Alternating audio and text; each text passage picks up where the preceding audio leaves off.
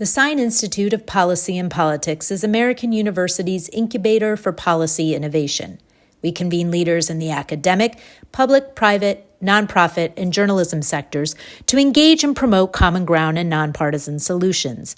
In an evolving world, we seize the opportunity to work on the nation's most pressing challenges through collaboration by experts and top scholars in their field with students in research and scholarship. As part of that goal, the Sine Institute leverages American University's location in our nation's capital, the nexus of government and a growing international business center. We connect diverse perspectives from around the country and around the world with our world-class academics and research, experienced practitioners, and the most politically active student body in the U.S.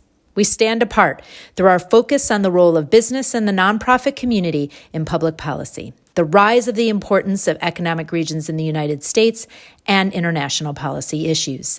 Our focus is to make an immediate impact at the intersection of policy and politics that leads to real and lasting change. Thank you for joining us as we convene, communicate, and collaborate.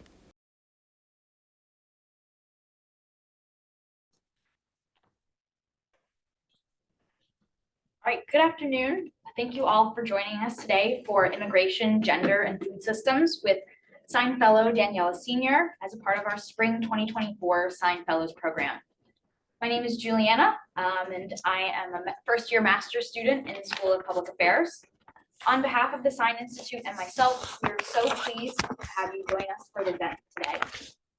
The Sine Institute is a laboratory for university-wide collaboration and an incubator for policy innovation, convening the best and brightest in the public, private, academic, and nonprofit sectors, as well as journalism. The Institute is where the brightest minds engage to promote common ground and nonpartisan solutions. It is where American University comes to convene, communicate, and collaborate. Today, we are thrilled to welcome back to campus Daniella Senior. She is the CEO and founder of the amazing DC-based Colada Shop. She is also the owner of Serenata and Zumo, as well as the co-founder of Bresca. As a culinary ambassador for the U.S. Department of State, a member of the Latino Economic Network Advisory Committee, and a fellow of the Culinary Institute of America, Daniella is a true advocate for the culinary arts and its impact on society. Daniella today is joined by Foluso Salami, the founder and chef at Dundu, restaurant in New York City. Foluso is a classically trained chef as well as an entrepreneur with an associate's degree in culinary arts and restaurant management. Please welcome Daniella Senior and Foluso Salami. Well, thank you everyone for being here today and spending this chilly afternoon with us on the very important topic of immigrant women, food and policy. She introduced me, so thank you so much. Besides being in the food world from restaurants, which I adore and love, especially because it has given me the opportunity to work with so many amazing people and being day in and out with them and seeing different perspectives. I've spent a lot of time in recent years focused on the immigration piece and uplifting women within our food systems in getting to advance. I've seen a lot of inequities through the years that have happened and things that really opened my eyes. So as much as I love going into the restaurants and getting great food on the table, this is also a very important subject because these are the women putting the food really on the table. So Foluso, thank you so much for joining me today. Of course. Thank you for having me. Yeah. So, I am a very straightforward person. We'll keep it very real through this conversation, but the first thing I just want to introduce and set the stage, just so you're familiar with the subject, for you to gather your own thoughts about the subject as well and form your own opinions. So I want to introduce you to the experiences of immigrant women within the food systems, the cultural shifts that they experience when they move from their home countries to now their host countries, as well as the economic realities that these women face, and then the policies that affect that. So let's start with immigrant women in the US. We're talking approximately 12.3 million immigrant women. And within this, it's an approximation. I want you to consider as we go through these slides that there's not a lot of data. And I want you to ask yourselves why there's not a lot of data available, and start thinking about, like, ultimately data leads to change, leads to policy change, right? We can say there's X amount of people going through this. We need to do something about it. In this case, data is very challenging to find. And I think you'll kind of gather why. But we have about 12.3 million women in the immigrant women in the workforce, primarily in the food systems. They're also in healthcare and manufacturing. They have really contributed so much to society, not only as a labor force, right? Labor force from agriculture to restaurants to manufacturing and picking things, but also the knowledge that they're bringing forward, right? They have changed agriculture by bringing innovation from their home countries and implementing those in our farms. They have brought to us, like, how many of you don't like to eat food that's not traditional American food, right? There's that variety of flavors and spices that excite us, that is like, what are we having for dinner today? Those flavors and that innovation and those spices and that culture they've brought forward. They're entrepreneurs like ourselves, right? They open businesses that ultimately give back to society and enrich those communities they live in. They are supporters of justice and advocacy and support one another and make sure their communities are well. They preserve culture, which is something, that is incredibly hard to do nowadays. They are, very involved, and they contribute economically a lot. How, they are members of the community. They're not only working and yes, getting paid, but they're also buying clothes on those communities, going to the supermarkets, renting apartments or houses. They are contributing members to those societies and as well. So, within the food systems, we have different areas. We have the agriculture piece, which has a really big amount. And again, I can't give exact numbers because those numbers are not really available. Why? A lot of immigrants are undocumented, right? Undocumented immigrants don't necessarily, and low-paying jobs, which agriculture tends to be, are not necessarily coming forward when a census is coming by and it's like, oh, who wants to tell me what they're working? They're hiding. No, They're hiding. Yeah. Right? They want to go do their work, get paid, and sustain their families. And they want to go, be under the radar, because if they are not under the radar, they're really fearful of what can happen to them. But we're talking about over half of agricultural workers in the U.S. are known to be immigrants, and over half of that half is women. So we're talking a little bit over a quarter of the food that gets the nice produce, the berries in the pretty baskets that you buy at Whole Foods. Who's picking that, right? Who's getting that food to your table? Are immigrant women.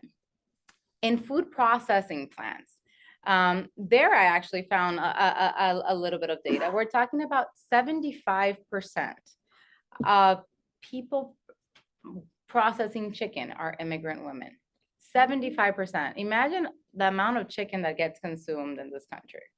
At one point, I was having a very hard time buying chicken, actually, post-pandemic, because we couldn't really process it fast enough. We didn't have enough hands to get the chicken that we were selling, along with, labor. But, it's how do we get from, chicken being hatched to growing it and breaking it down and getting it to the grocery store. There's a process, and many hands touch it before it gets to your table. And oftentimes the women who do this, they're immigrants.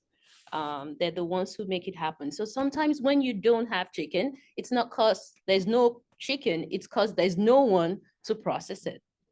So that's it. So, and then we also have, obviously, one that we're very familiar with is Restaurants. women in food service and retail. So in restaurants, in all areas of restaurants, and delivery drivers and bussers, runners, dishwashers, line cooks, prep cooks, Servers, you know, bartenders. a lot. Unfortunately, not everything. a lot of women leading these kitchens, but a lot of the women are the ones that are sustaining these restaurants day in and out. And why food? Why do so many immigrant women end up in the food systems? You know, and then there is an interplay there between gender roles and their home countries, and now what policy has, let's call it, made available in America. And it does depend, obviously, where in America you live, because we know that laws are very different, and where you live, it's, you know, can change everything. However, you know, food has, it's a, you know, especially in the agricultural sector, as well as restaurants, is known to be very hard, labor intensive work.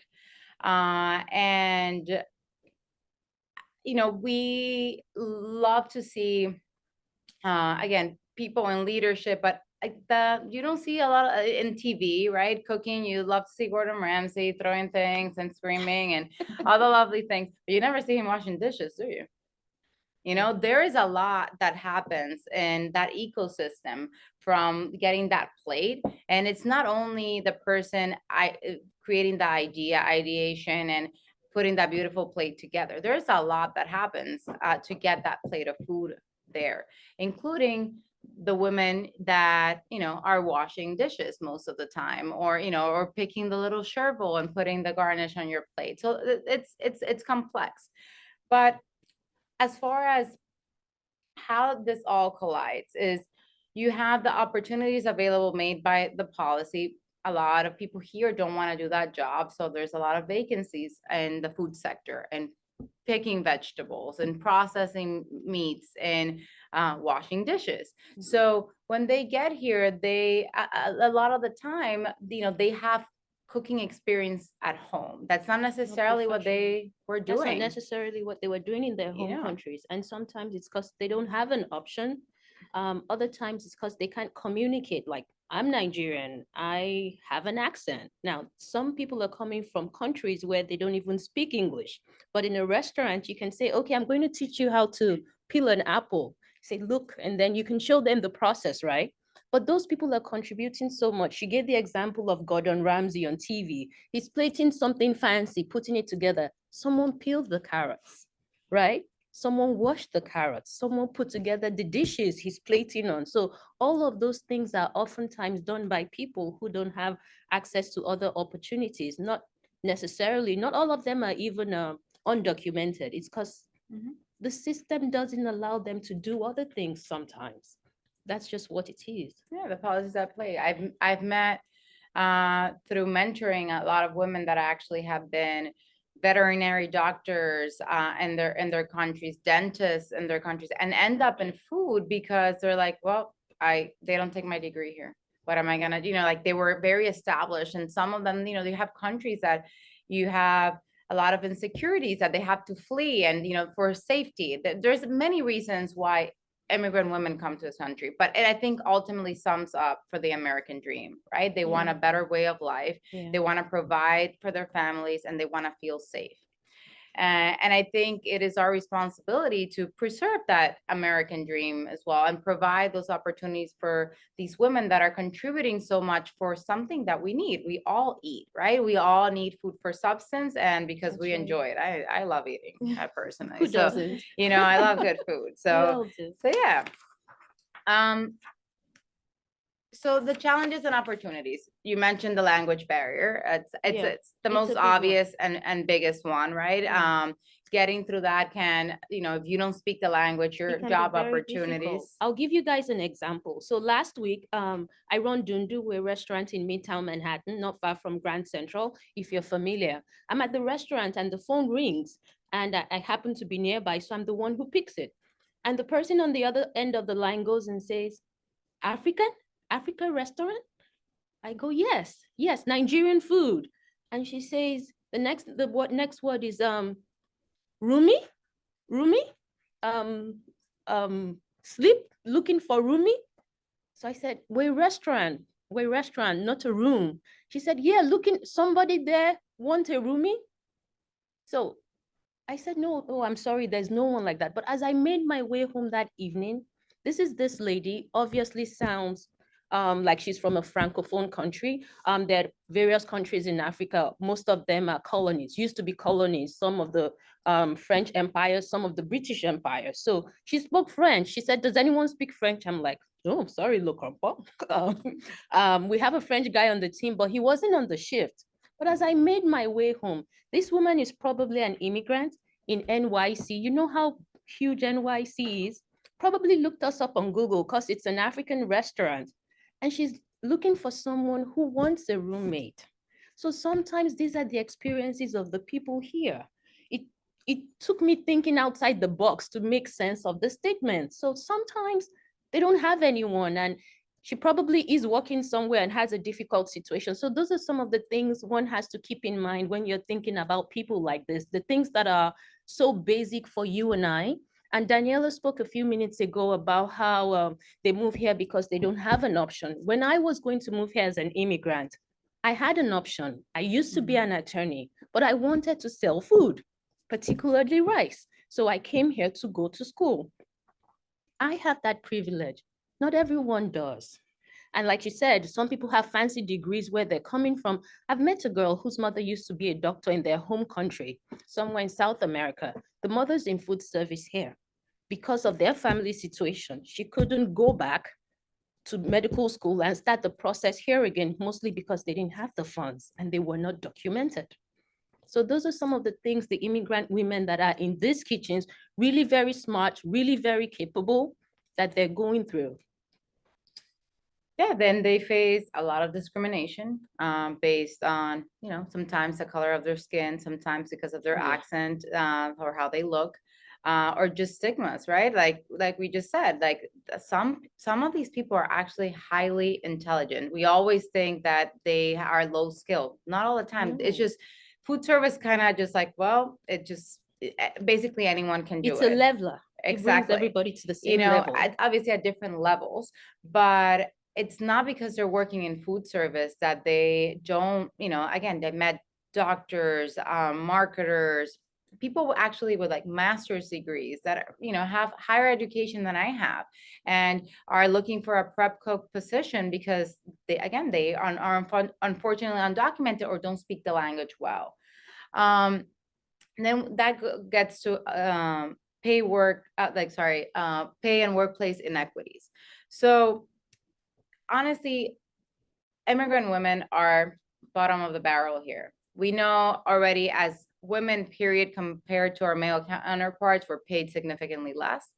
And then immigrant women are actually paid about 75 cents on the dollar to non-immigrant women. So they're really getting the bottom of the barrel when it comes to how much they get paid. And also, besides not getting paid, they're also not getting a lot of benefits, right? These jobs don't have a lot of access to healthcare. That also puts them at a severe disadvantage. These are women, though, that are bringing a lot of culture and enrichment to their societies, and a lot of the times entrepreneurship, like you and I. They at different levels. We have larger restaurants, but there's a lot of food businesses that are home based, that are small trucks, like working out of commercial kitchens. Exactly. That's where I started from. Yeah.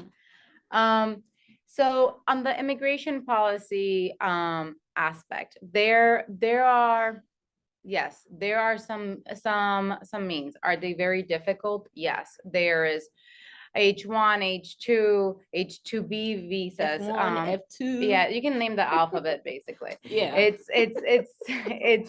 they make it very, very complicated. And there is, the access to that entries, you have to pretty much, to get it approved, you have to get a lawyer, right? You add to the fact that you're new to this country, you don't know the language well, you have very little means, Now you have to get basically legal counsel to help you navigate a visa process that you might or might not get. And there's very, the spots available are very limited. A lot of these visas also are actually more geared towards high skilled labor. There are some that are specifically for temporary, like the H-2B that's primarily for farm workers, but it's a temporary visa that can be renewed yearly. Again, very, very minimal ways to actually get legal status while working in food service in this country.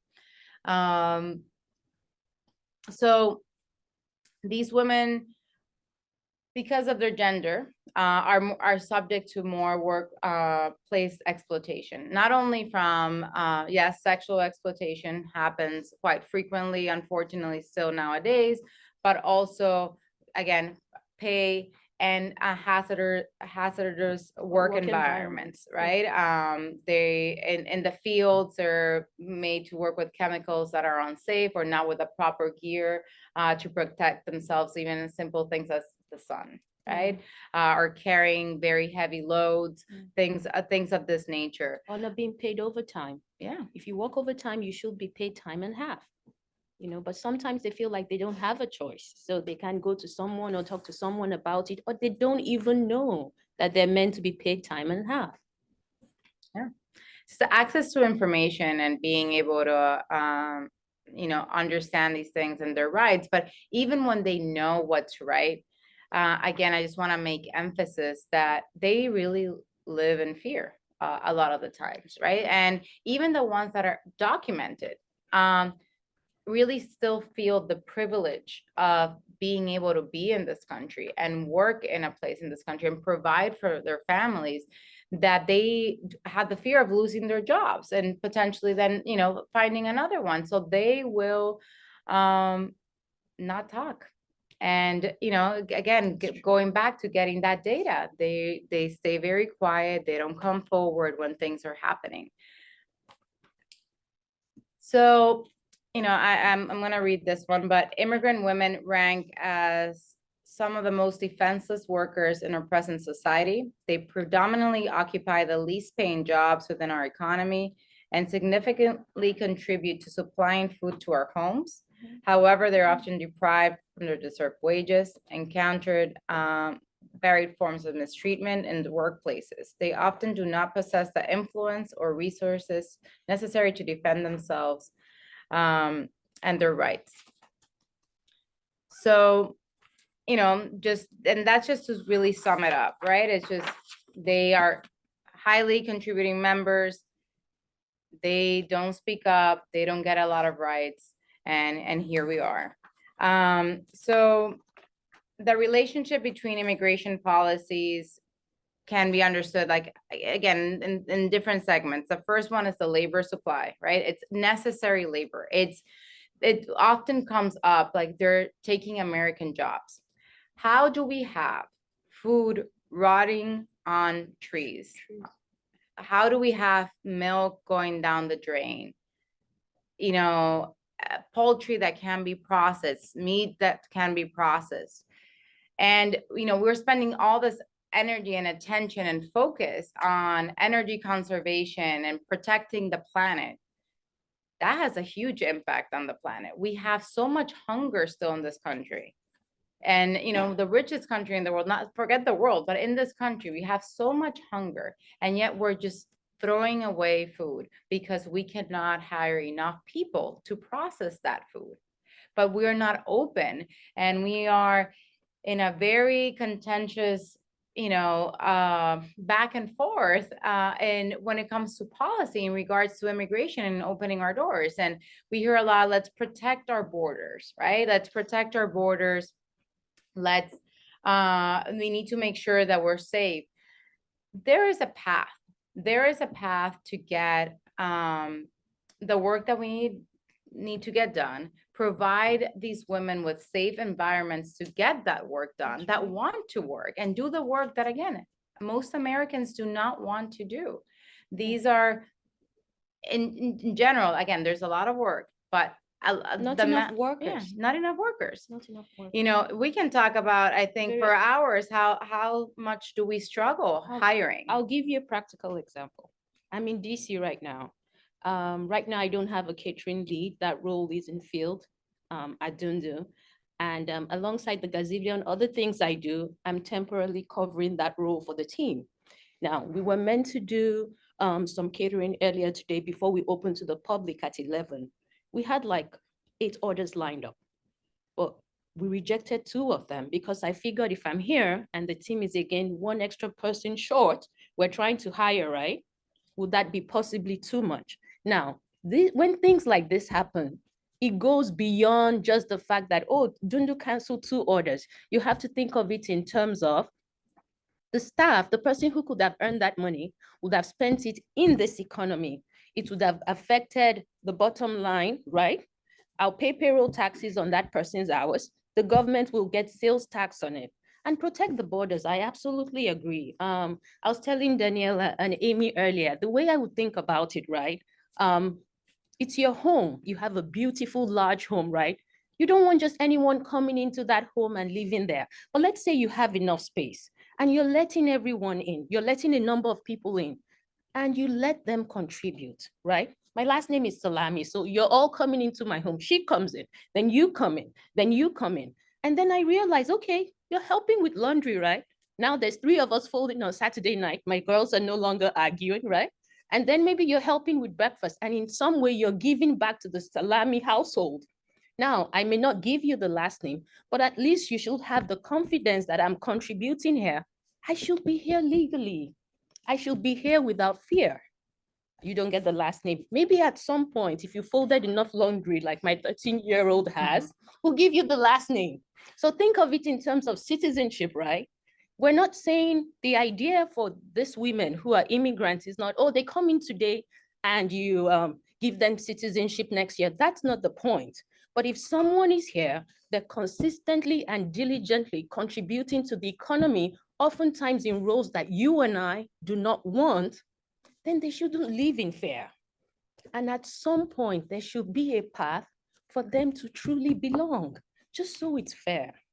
I mean, that's how I think about it. I hope that example makes sense for all of you. Yeah, and it's like you often hear like, the pathway to citizenship. And as much as I like aspire and would love to see that happen, I think it's really, we are far from that, right? And how about we meet somewhere in the middle and say, how about just a path to a legal status, right? You don't live in fear. You're still contributing. You're paying your taxes. You have basic human rights. We're not saying you're getting Medicaid and Medicare and the whole 9 yards. It's like, no, you're not living in fear. You can, report an abuse if it happens. You can go to a hospital. I've seen time and time again, people not even seek medical care because then they are scared to even seek medical care because if they think that by going to an ER, if they get caught or get COVID or something, whatever happens, they literally think they're going to get deported. And so it's just, again, basic rights.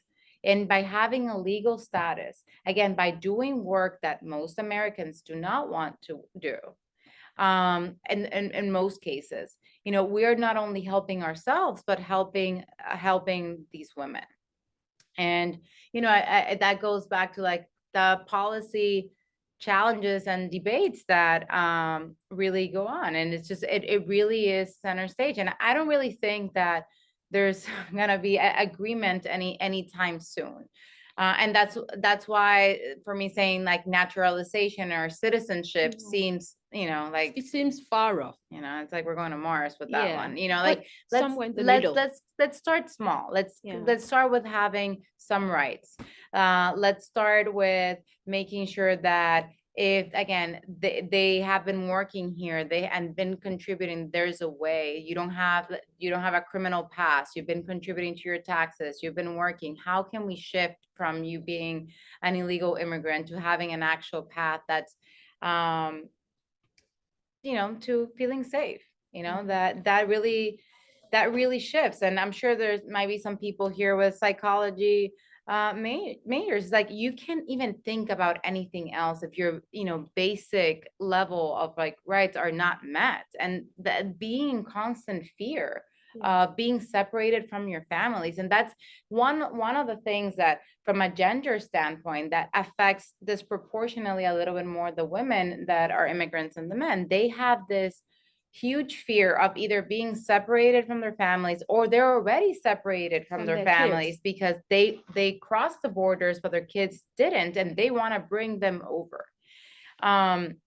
So yeah, it's a complicated subject, but I do believe that we have to agree on the fact that we need the food that they're providing, that we need that to sustain ourselves. We need it for the country. And I think that's the base thing that we can agree on. So it's like, how do we just shift policy? So there is just some rules and it's not the wild, wild west out there. And to add to that, and to also make policies that are equitable, because you have to realize undocumented immigrants, they pay taxes. The government has figured out a way to take their taxes beyond sales tax. So the government, there's room to also figure out how to find middle ground that is equitable, that makes it fair, because you can't take and take and take from these women, oftentimes who are, like Daniela said many times, are doing jobs that most Americans don't want to do. Somehow we're taking their taxes, but we're not able to give them just the basic sense of, I'm not walking down the street and I'm scared that someone might pick me up and throw me in a van. Yeah. That little, I think, that's a good place for the middle ground, I think. So just to be legal. And I think one of, most recently, and one of the things that really sparked my interest much further into this subject was COVID. And why COVID, right? Food service workers were deemed essential workers, right? Again, people might have been sick, but everyone was still eating. There was food getting to tables from both, groceries and restaurants. So that work still had to be done, and it was still being done by the same people. Yet they had a lot of these people had no securities if they actually got sick while they were working, right? Like at a very scary time, if they actually got sick while they were working, they had no security. They weren't getting checks, like even though they had been paying the same taxes the people around them had been paying. A lot of people suffered, obviously, when places closed down. They had no jobs. They couldn't, they weren't getting food stamps. They were getting checks. So like, even though they were deemed essential, so we are naming someone essential, yet not recognizing their contribution simultaneously. And when I kind of stepped back and looked at it that way, I'm like, how is this possible? Without these people putting, going out and literally risking their lives. While, most of us had the luxury of being in our Lysol-filled rooms and having all the protective gear, they are cramped in apartments that are tiny, multiple families, for COVID specifically, being in very dangerous situations, and then going out and then putting their families at risk, but yet have no health care or no access to health care. And I'm not even talking about having insurance. I'm talking about, again, the fear of even just showing up to a hospital. So, when put that way, I'm like, this has to change. This really has to shift, and we have to bring light to this. So I know they talked a little bit, Foluso, about you, but I wanted to highlight you a little bit more and for you to speak about how you got here. Okay. Hi, everyone. My name is Foluso. I'm the CEO and executive chef at Dundu. Dundu is a fast casual concept in Midtown Manhattan. In one sentence, think of us as Chipotle or Kava, but Nigerian food. It's so much better too. I agree. At Dundu, you can expect to enjoy things like jollof rice, goat stew, peppered grilled chicken. We have a great vegan protein called akara, It's made from peeled black eyed peas. It's a vegan fritter. Anyways, so how did I end up here? I started off, I moved here as an adult, and I've always loved cooking, to be honest. I enjoy food. I love cooking food, and the business world also intrigues me. So I'll take you back a tiny bit. I back when I lived in Nigeria, at that time I worked as an oil and gas attorney in-house with Shell Oil. But like I said, I've always loved cooking. True story. I was dating this guy then. He's my husband now. And on weekends, while I had this corporate job, I had this business called Sisiput. Sisiput basically was me making stews and soups. I would work Monday to Fridays, but I liked it enough that I had a lady who would help me shop from the open markets on Friday while I was at work. And I would spend all of Saturday prepping and cooking the stews and packing them in bowls. I had all of 4 clients, working mothers, who I would take the stews to. And the guy who was trying to date me then, my husband now, he will take me around to make these deliveries. And I think that I got more curious about it. I also love reading business biographies. So anyways, I got my hands on the one by Ray Kroc, the founder of McDonald's. I really liked it. And I wouldn't shut up about it. I kept telling the guy I was dating about it then. My husband's name is Tosin. And he soon realized that when he sent me flowers, I was happy. But when he showed up with like the pour your heart into it by the founder of Starbucks, or the story of Jack Welch, or the story of the founder of Walmart, that made me more excited. So I think between my moonlighting gig of packing soups and stews and dishes and the business biographies that I so loved, I figured I can do this. You know what? I'm going to sell jollof rice everywhere. So I quit my job. Well, first of all, I found a school. I found the Culinary Institute of America, the best culinary school there is where? Everywhere. So I quit my job. I packed my bags, and that was the beginning of my journey as an immigrant in America. And that's how Dundu got started. So for me, I already figured out that I do want to sell Nigerian food. I've had the opportunity by reason of my professional background and my education to eat all kinds of stuff. But what really thrills me is Nigerian food. So the goal for Dundu, again, like I said, we're in Midtown Manhattan, we're casual concept. We do a lot of corporate catering as well. And people are getting to know more about us. Is to make jollof rice readily available everywhere. I think that's the goal. When you were thinking about this concept, were there any other immigrant women that I know you mentioned all these men, were there any immigrant women that you could look up to that had, that done something like that? Yeah, that had created a pathway or that you were inspired by? No, at that time, unfortunately, there wasn't any. When I switched careers and joined the culinary food world, I sought out relationships deliberately of women who had gone ahead. One of them is Lauren Bailey. With Daniela and I, when we met, realized we had a lot of friends and mentor-like people in common. And but oddly enough, there were not many women, because a lot of the people who are in food service industry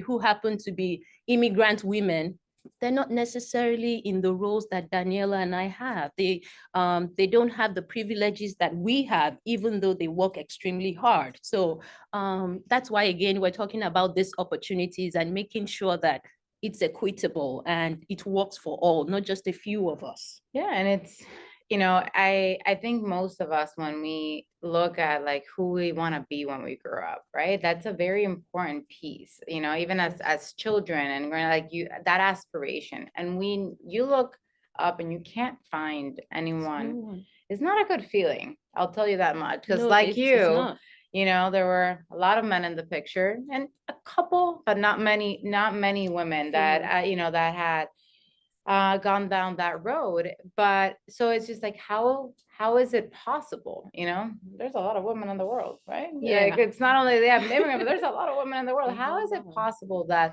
there's just so few that have actually made it into leadership roles and created their own concepts and made those concepts or restaurant groups a reality? And that has to do a lot with, and I might be jumping ahead, but I'll introduce this piece, the funding and controlling who controls the money that ultimately allows places to grow.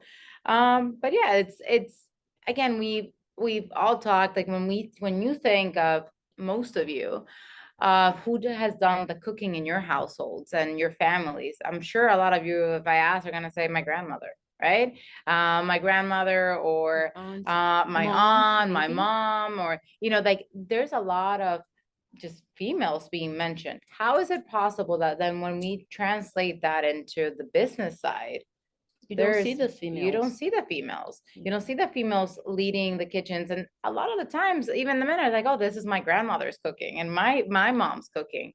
But where's your sister? Like why are you here? Where's your sister? So I think it's very important to bring this to light, because there's just not a lot of women in leadership roles in the space that have really paved the path. And to me, having role models is crucial, and mentors to be able to change that dynamic, and for people to know it is possible to make it. It is possible as an immigrant, as a woman, to own your own business, a successful business, and grow. And it's just something that it's really important, because if you think about it from the perspective of funding, right? About 2% of all venture capital funds goes to females, like just for being a female, right? Now, of all of the funding that goes to females, I know the data for Black women, 0.35%, according to the World Economic Forum. These are not Foluso's numbers. I sell rice, so these are numbers from the World Economic Forum. 0.35% goes to Black women. So these are why you're not seeing many people in my role. And those things have to change. And again, a lot of it has to do with policy. Apparently, sometime last year in California, they passed a law stating that all venture capital funds have to disclose, not that they have to disclose how many founders they're funding that fall within the diversity spectrum. Just disclose it. Now, in the first place, we shouldn't need laws for that to happen. Opportunities should just be available for everyone, regardless of how you look or how you sound. You're an American. Really about if you're good, right? Yeah. You're good at your job. Do you do it well? You do it well. You're performing well. Exactly. I want to give you money. Not really. It shouldn't be about how you look. So, but that's an issue. So, but it's a good thing that they're taking steps towards, okay, disclose it, but telling someone to disclose something doesn't really do much. Another thing is you have this, there's this whole conversation right now around the diversity, what's it called? DEI. I don't know if any of you know about the Fearless Fund. The Fearless Fund, they're being sued right now. It's a fund that funds minority women. And I'm not talking about the kind of funds that Daniela and I need to open a restaurant location. I'm talking about $5,000 here, $4,000 there. And they're currently being sued right now. And the premise of all of this is that it's illegal. Basically, they're violating one of their amendment rights because it's specifically for minority women. But these things exist because minority women, immigrant women, are the ones who have a need. They have an overwhelming need. So that's where the imbalance, if I may say, comes to play. So just being able to create policies that change this, you have to think of it beyond minority women or immigrant women want special treatment. No, we just want it to be balanced. I don't know who on Instagram has seen that post where 3 people are watching a game over a fence. There's a tall guy and they all have the same stool. One is a toddler, one is like a teenager, and the other is like a 6-foot man. And you give everybody the same stool. How does that make sense? You need to give the toddler some props so the toddler can go da da da da, right? Yeah, and it's true. But even when we are in a privileged immigrant scenario where we get to go to school, a very good school, and work, what happens? I want to talk about this because it's the truth. I told you guys I was gonna keep it real and be very honest, right? We go to what's known as the best culinary school in the world. or the premier culinary, whatever they call it. The But, you fanciest. know, but it's really, really good school. We, you know, graduate very successfully, and then we go out into the workplace. And what are we faced with? I'll let you go first. Wow. You know, I would say that regardless, it's like you're almost afraid to even put, you know, your name on your resume, you know, because it's the chances of you first getting that interview just by the name is just like you're already at a disadvantage, quite frankly. You know, I was faced from, you know, can't work the line. It's too hot. You need to stay in your place and be a prep cook. And I'm like, I just, you know, graduated with honors from, again, this, you're putting me in a prep cook position when I've, you know, worked pretty much in very good and excellent in places. Like I'm very overqualified for this job.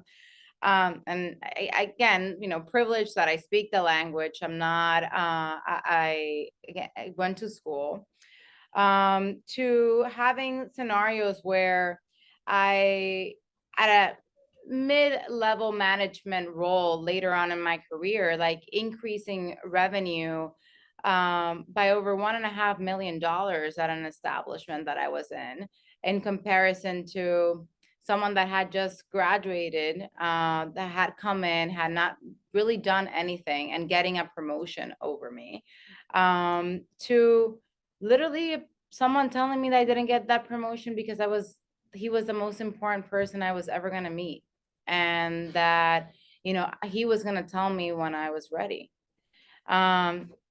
You know, and I'm like, can you please tell me the facts? Like I've delivered on everything above and beyond. If you see my metrics of things, the goals I had to accomplish, and, you know, I'm like, the spectrum was here. I'm like way over here. Like why am I not being considered? And honestly, it just, I at one point had to just stop. I remember I got up from that conversation. I went to the bathroom. I honestly had tears in my eyes, and I cleaned them up, and I'm like, okay. I went back and I said, thank you, but, you know, I'm gonna leave now. And he's like, what do you mean? I'm like, this is my last day.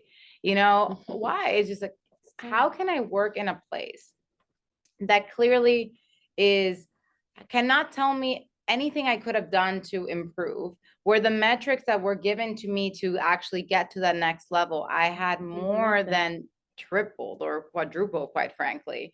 And they're picking someone that has proven nothing except that they're, you know, from here, and they're a man, and they're white. And I'm just like, okay, you know, what I asked the questions, what could I have done better?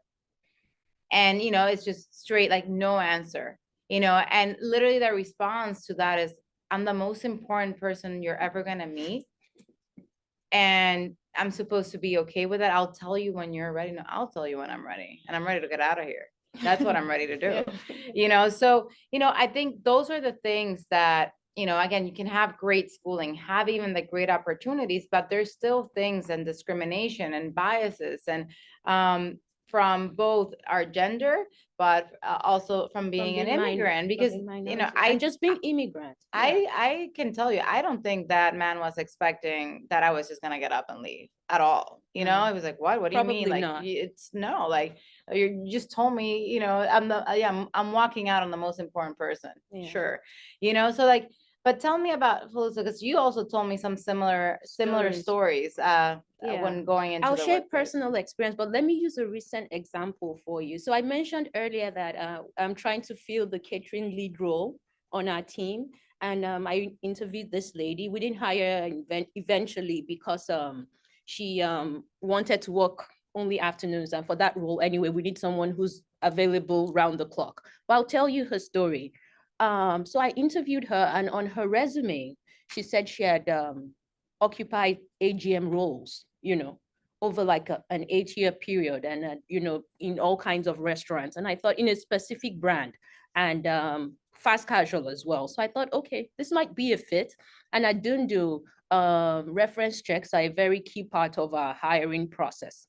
So, but when I spoke to 2 of the reference checks, they kept referring to her as, they mentioned, they said she was a cashier So I'm like, the resume says she was an AGM, and people tend to pad resumes in our industry, especially for, so on the second reference check, I was speaking to this gentleman who was a GM, and he said to me, the truth is, she was more than an AGM. And he explained to me, this lady had worked at this particular restaurant, moved here as an immigrant, right? West African immigrant, and had worked at this particular concept for an 8-year period.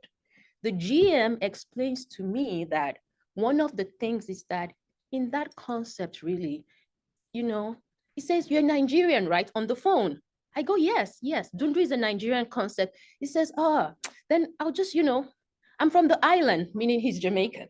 So he says to me, I'm just going to tell you, the opportunities for, our people, he goes, it's not exactly the same.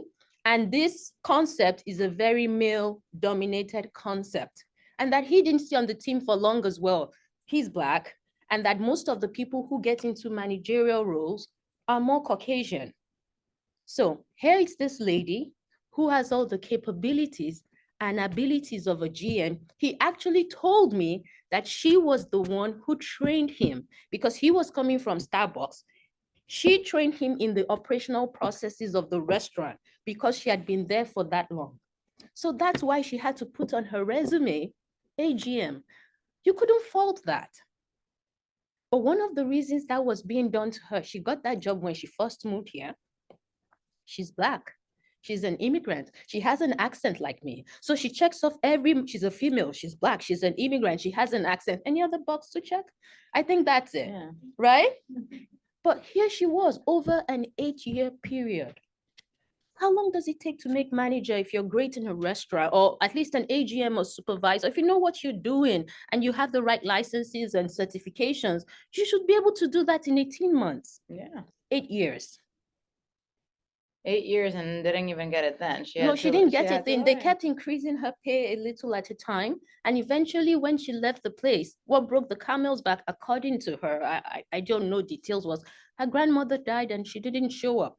And when she came back, they gave her grief for it because she traveled back home to her country and she stayed overtime. And that was what broke the camel's back for her. And this is a real life story. I'm true life story, less than a month ago. I didn't know she existed before January. She just showed up. So, and true life story. You can make up tales like this. And like that, there are many, and that's the truth. It's just you hear and like very overqualified people being stuck in positions and not given the promotions that put to train the people they're that are ultimately gonna get the managerial roles. And it's a hard even when you have the qualifications and the resources, sometimes it still doesn't work out that way. When we were looking for a space for Dundu, to rent a space in Midtown Manhattan is not a small feat. And we'd gone to several locations and I was working with the realtor specialized with restaurants and all that. And there was this particular space I was interested in. Sometimes as an immigrant woman, and I know everyone works hard, but particularly in food systems, you have to, Daniela was saying, we feel like we have to you have more to prove, you have to work twice as hard to get these opportunities. Eventually, we get to meet the owner of the building. We've done financial checks, all of the things you have to do before they give you the space. And all of those had gone through well. And right there, I'm seated there, my realtor is there, and the owner of the building is there. And he goes, I've reviewed the document. You've spoken to me. You sound very capable. But how do I know you're not going to run back to your own country and owe me rent?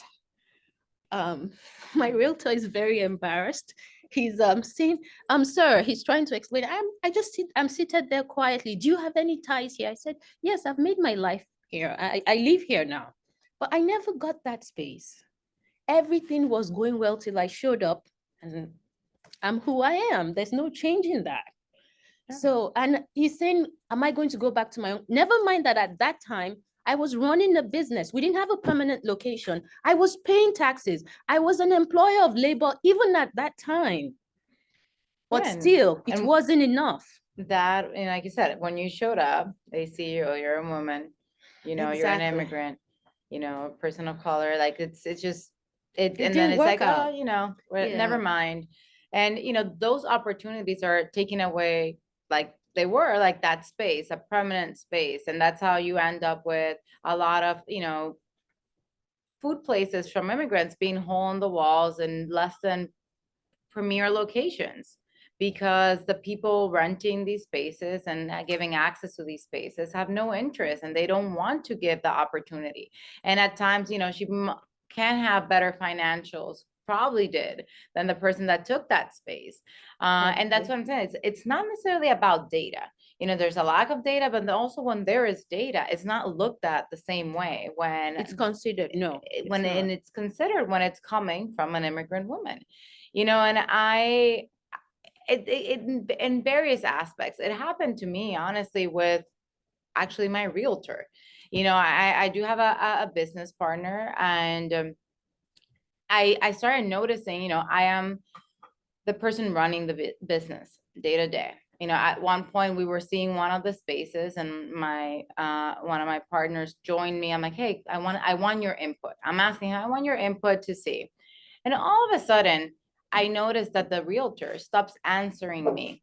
And this is a minority partner, right? Someone that's like, hey, like, let me just bring you along today for you to give me a little bit of your input. He's not really going to make the decision. And I started noticing how he would just not answer me directly, but then answer this person. And I'm like, what the heck is going on here? Why am I not getting the answer? And it happened multiple times. I actually confronted him about it. Oh no, and gave me this whole like spiel about how his email supposedly was blocking, but he did it again after that. And ultimately, not needless to say that he got fired, but but it just like it's in every aspect. It's like thinking like, oh, the woman can't make the decision. I get it still all the time where a vendor might come in and it's just like, where's the manager or where's the owner? I'm like, you're talking to her, like here I am, it's just like I'm in the middle of a construction site currently, right? So we're opening a new location in Clarendon in 2 weeks, and it's happened where vendors, mill workers have come in. It's like, oh, I'm looking for the person in charge, and I'm like, and who am I? Like, did you ask if I was in charge? No, it's not even a question. It's just the automatic assumption that it's not you, that it's not the you, minority woman, because you're a minority and you're a woman. And you're And again, female. I know we are very scarce, right? There's not a lot of us. But changing that dynamic is crucial. So there can be more immigrant women in a place, and then uplift other immigrant women. And I think for that to happen, we talked about the economic realities as far as, again, lower paying, undocumented workers doing entry-level jobs. But I found myself in a very different spectrum when we talk economic realities from a business standpoint, when starting, my own business, and then later on fundraising. And again, if we want to shift anything, it's policy, but ultimately money. Right? It's like, who controls the money, controls the policy, right? And these things are not shifting because the money's not being moved around. You mentioned, what was the number you gave? Oh, 0.35 Black women of all venture capital fund. So I've had the pleasure of meeting a lot of venture capitalists, and I can say they're 99% white males, right? And then you are sitting across them, and nothing wrong in the sense that a lot of lovely people, and a lot of them have great interest in also supporting women. But I want to sit across a woman. I want to be able to at least have a couple meetings where it's just like someone that is able to just understand the different perspective, that has the same interest, that can see these inequities, that can relate to you. So there is a reason why we can expand and grow further and have larger companies and have people to aspire. Like when we were talking, that you don't have those stories, because quite frankly, to grow that big, for you to know about it, in Nigeria when you were thinking about this, or me Yeah. in Dominican Republic, you need a lot of money. You You need do. a lot of locations, you need a lot of publicity, you need a lot of things. And, and that requires people being Giving supportive opportunities, yeah. and giving opportunities. And I'll say this, I don't think there's any group of people more resilient than immigrant women, especially undocumented, I would say, immigrant women that have literally broken their backs to get here for the just a simple privilege of Yes. being able to work, to pick your Put in fruit. the work. The So work. what do you think they would do if given the right opportunity to succeed?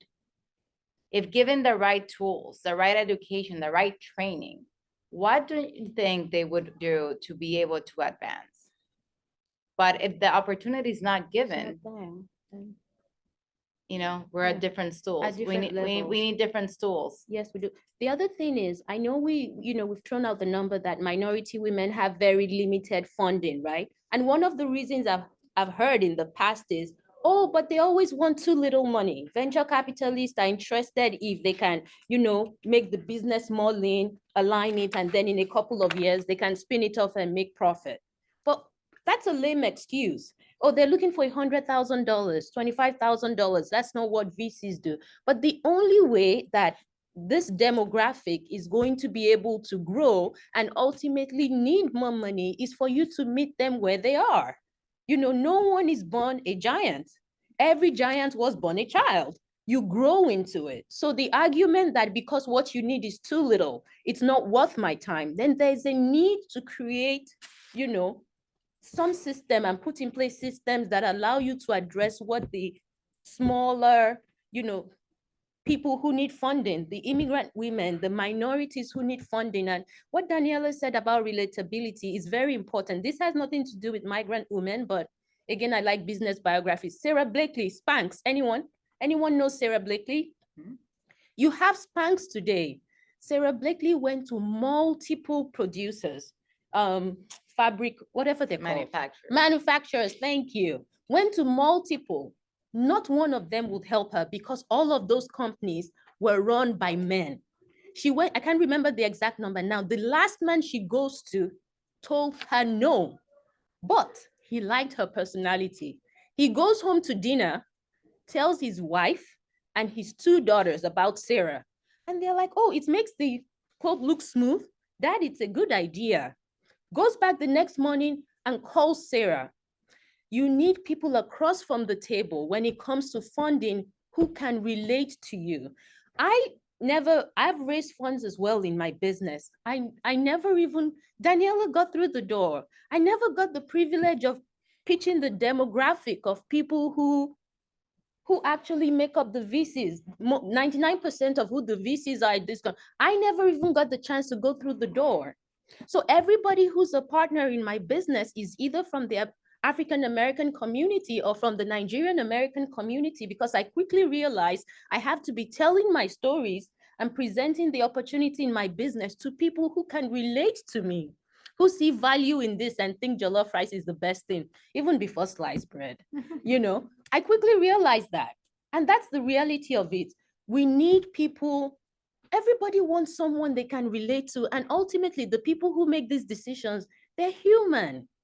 That's why when people connect, they talk about what sports team do you like? What do you enjoy? Do you drink this? Do you eat that? So the same thing applies in funding, in opportunities. It's so important. You can't say this enough. So that's why the policies have to change. It has to change. So I want to give it now to you guys. What questions do you have for us?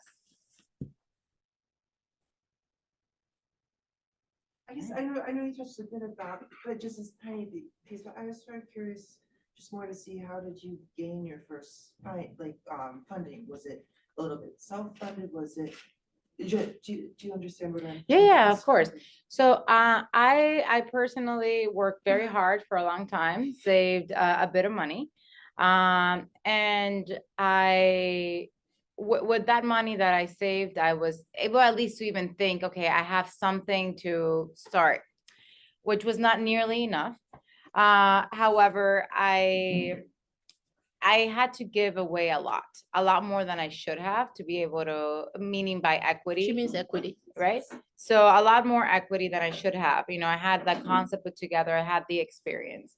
And, it took me some years and I still feel privileged regardless of the fact, because, I got it, right? I gave away a lot. And ultimately someone saw the opportunity, but it was almost slightly like, well, they're gonna do all the work, and I'm giving some cash, but I'm taking a bit of equity, and that has taken some time to rectify itself with time. So for me was asking a lot of people, and again, not getting necessarily a fair deal at the other side of that spectrum. But again, I'm so happy I did it, in the sense that, I got my business open. Now things are very different. Hard work has paid off, and shifting, and the business has since grown. And, I've had to go through other rounds of funds to be able to keep growing. And it's a very tough market out there. And even, again, going out is like, there's not even a lot of women in that room asking, let's say, for money, and no one really, that's a woman giving money.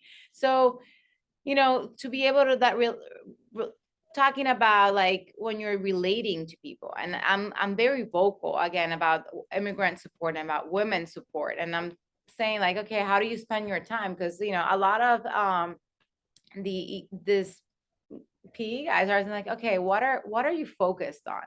And one of the things that we focus on is, like, my goal with Colada, besides serving food, is to really change the immigrant perspective, the Latin food perspective. Like, we're not just hole in the wall. We're not, I aim to be able to give and uplift women along the way. So most of our managers in our store are women. Like, and when I'm speaking about this, to me, is very important. Is it important to the person I'm speaking to? Probably not.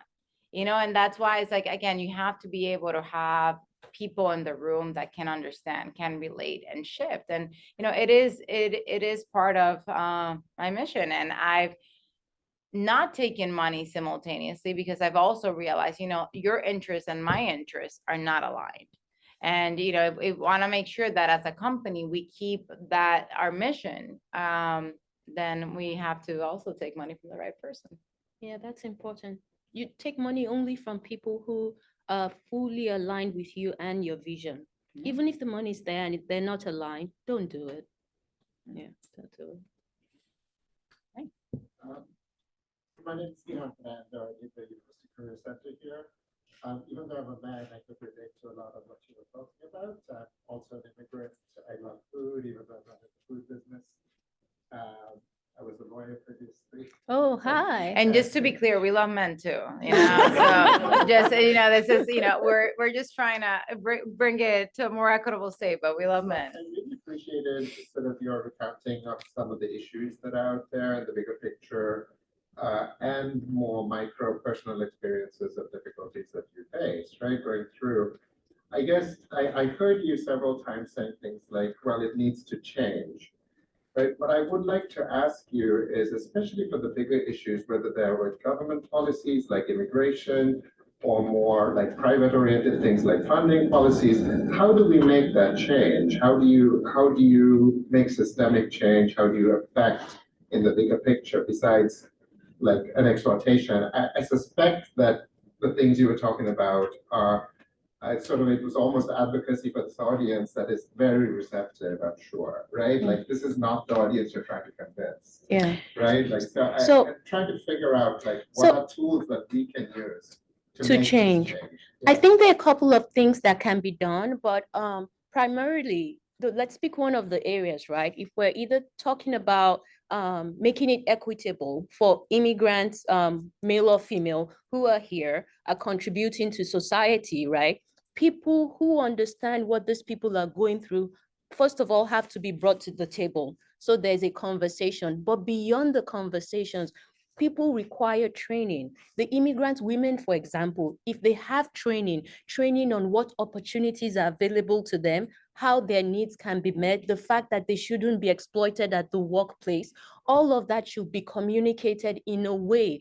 Policy can be made such that in restaurants, every Tom, Dick, in restaurants, we have rules, right? You have to have gloves. You have to do this. The government has put in place systems that allow you to eat confidently when you walk into a restaurant brand, right? So similarly, those systems should be put in place.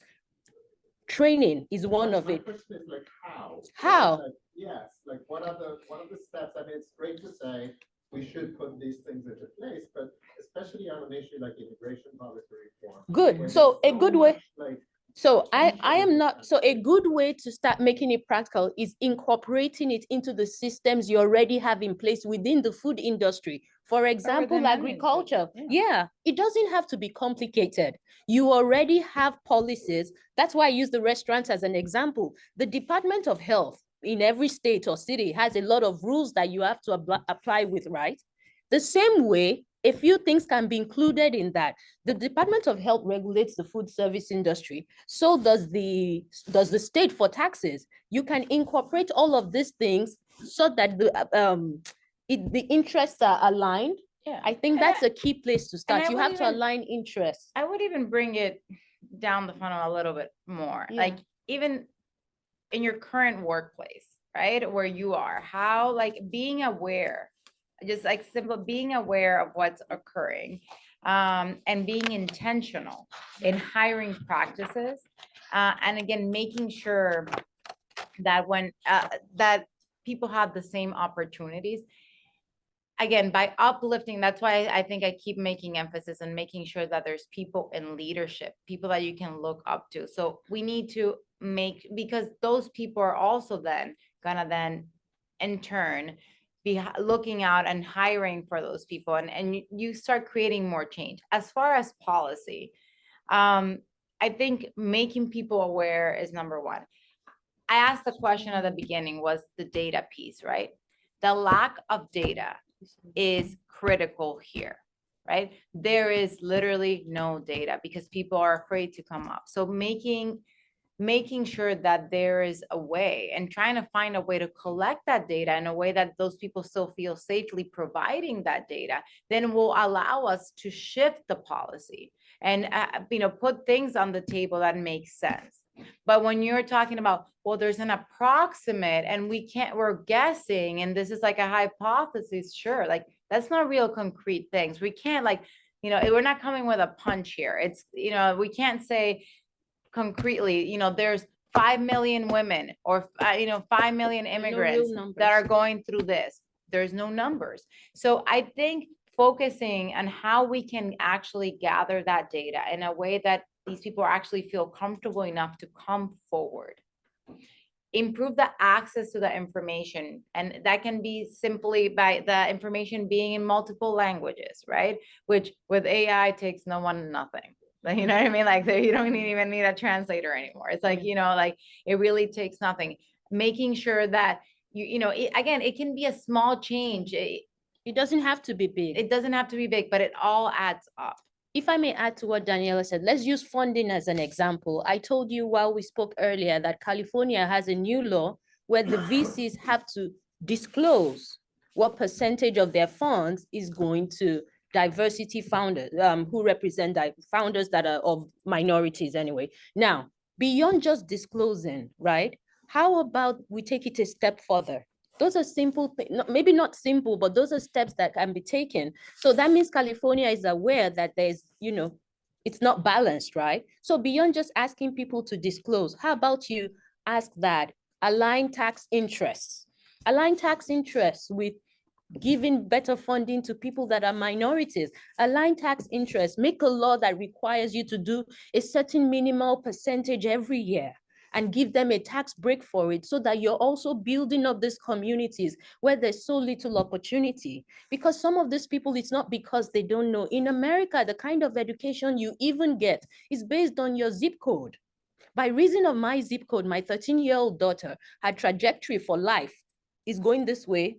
A different zip code in the same state of New York where I live They're already headed this way. It's not right. So it's policies that will change these things, I believe. And I think, I know everyone says like, obviously voting, like your vote has a lot of power, but I think, there's not, because of the lack of data, there's just not a lot of light brought to this.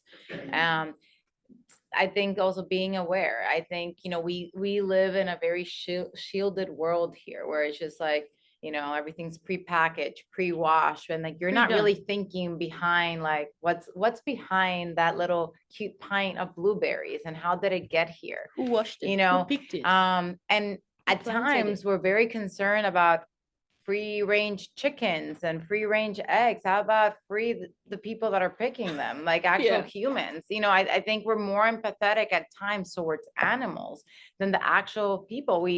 We think when we think about child labor, we think about other countries, but there's a lot of immigrant kids picking food, but that's not brought to light. And this is not happening in other parts of the world. Right That's here. happening right here. In America. So it's, I know it's very difficult. I know we, at points we block off, the pain, with war, with things of like what's actually happening. But I think being aware, and calling out, and when the moment comes, speaking about these issues is critical.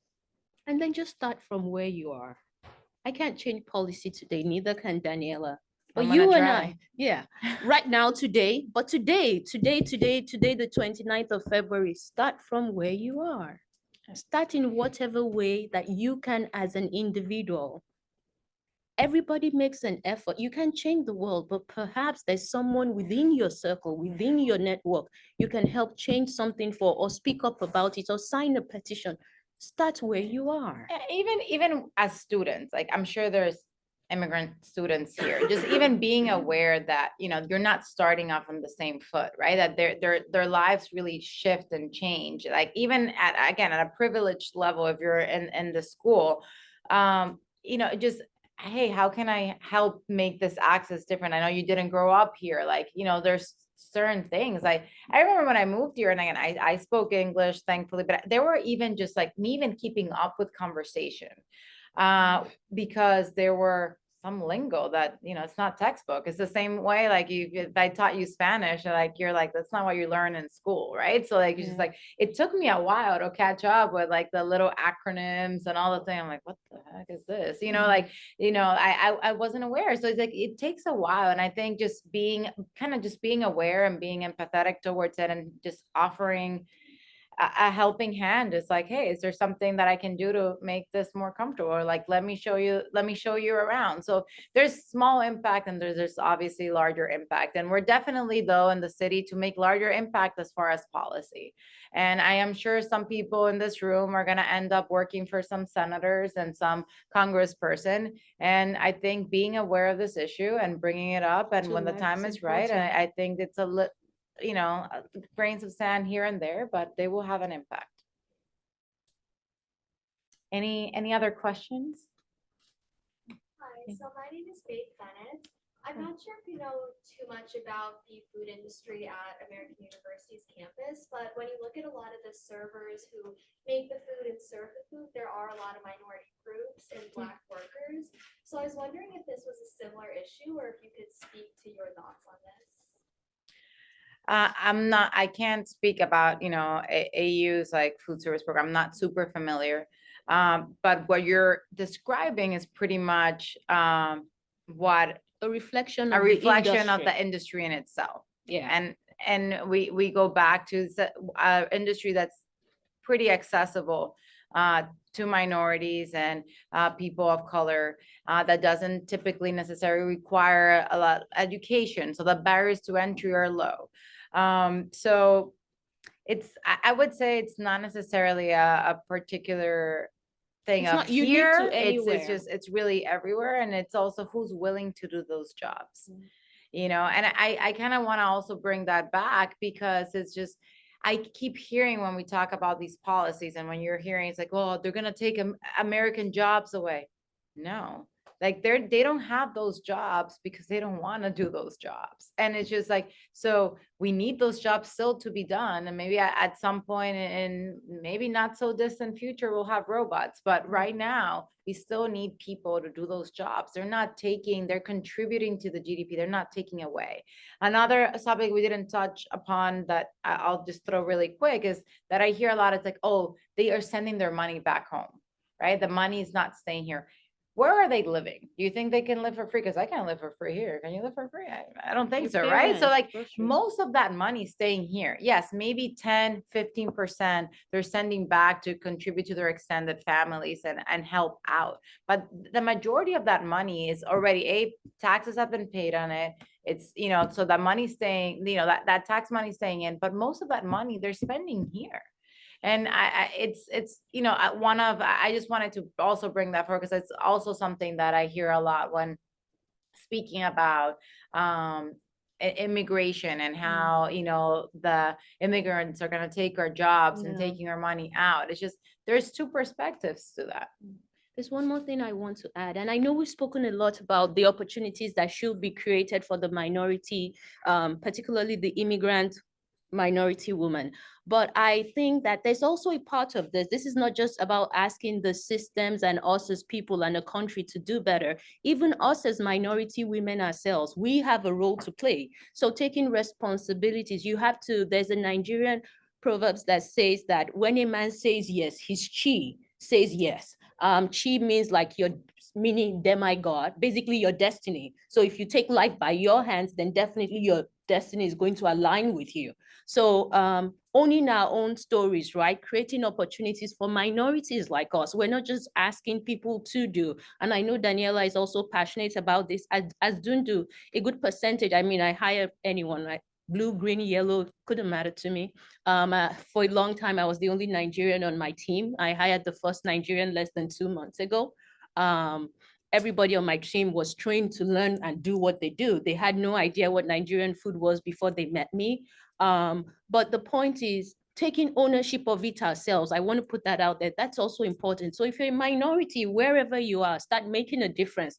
At Dundu, if you don't have a food service handler's license, if you take the test, we have a manual, we help you study for it. You're paired with a team member who can send you stuff. And if you do pass, we pay for the exam for you. If you're in school, in whatever little way we can support you, we support you. We've done that as a business once before. So just wherever you are, again, I want to emphasize, like Daniella said, you might be working for the president in 2 years. Make change And there. I'm sure some of you will. And some of you will, or you'll be working for some senator. I hear McConnell's left his seat. So maybe the next guy, you're working for that person, or the next woman, not Yes. man. Yes, the next woman. So make a change wherever you are, I think. And I know Daniella also employs a lot of minority women on her team. So we're owning it, but we're also asking the people who have the power, the opportunity, and the privilege to make a difference to do that as well. I think that's what it's about.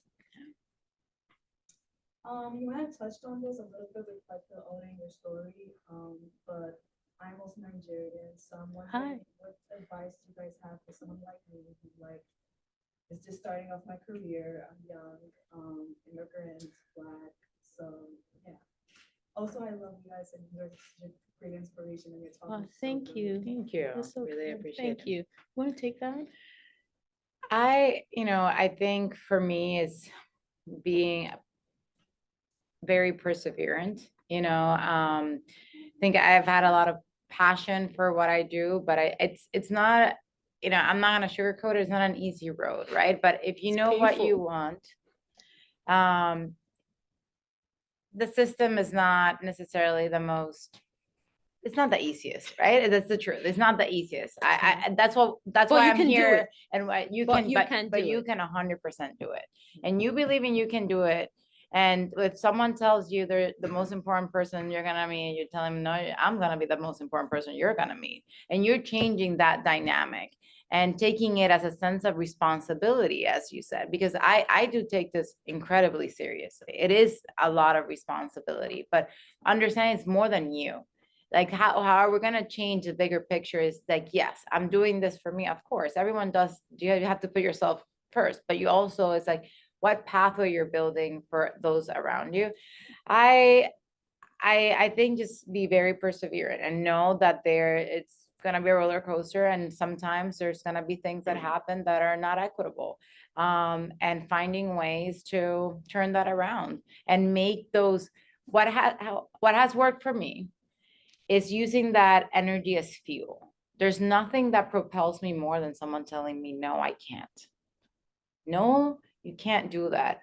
You're not worthy of it, or you're not gonna make it. Oh, maybe let's go.